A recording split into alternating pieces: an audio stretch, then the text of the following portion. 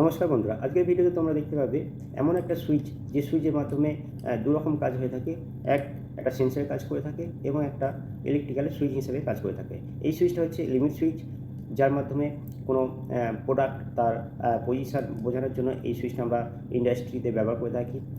অনেকেই এটাকে একটা সেন্সর হিসাবে কাজ করে থাকে বলে একে সেন্সর সুইচ বলা হয়ে থাকে। এটাকে এক কথায় যেটা আমরা বলে থাকি সেটা হচ্ছে ইলেকট্রিক্যাল মেকানিক্যাল সুইচ। যেহেতু ইলেকট্রিক্যাল সাথে সাথে এই সুইচটা মেকানিক্যালের সঙ্গে যুক্ত থাকে, যার জন্য ইলেকট্রিক্যাল মেকানিক্যাল সুইচ বলা হয়ে থাকে।